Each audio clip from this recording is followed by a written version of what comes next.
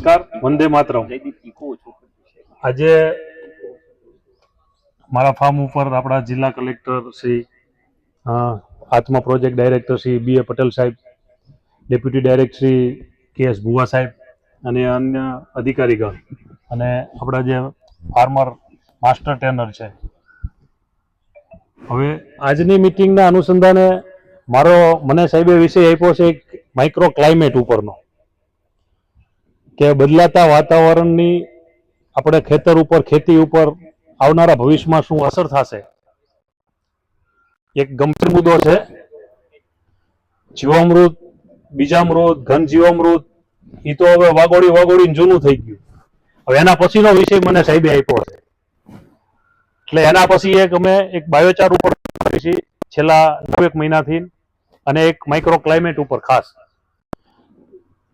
આ જૂન મહિનો તમે જોઈ લો, અત્યારે કેટલી ગરમી છે। આખો જૂન મહિનો આપણે વરસાદની રાહ જોઈ। આ પહેલી તારીખની આજુબાજુમાં જુલાઈમાં વરસાદ થયો। રેગ્યુલર જે ચોમાસું આવતું હતું એના કરતા 15-20 દિવસ લેટ। બીજા નંબરની અંદર સૌથી ઓછો વરસાદ આપણા જિલ્લાની અંદર છે। જુનાગઢ ને અહીંયા 20 ઇંચ 15 ઇંચ વરસાદ, બરોબર। જ્યાં પડશે અહીંયા 10-15 ઇંચ એકી સાથે વરસાદ પડશે। 5 કિલોમીટર જાશો તો 1.5 ઇંચ 2 ઇંચ માંડ હશે। આ બધું રહ્યું ને એ આવનારા સમયની અંદર ખેતી માટે બહુ જ અઘરો વિષય હશે।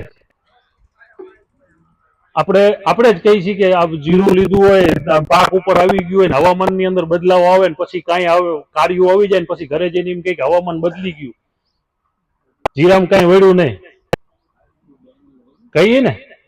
એટલે મેન આધાર આપણું વાતાવરણ છે।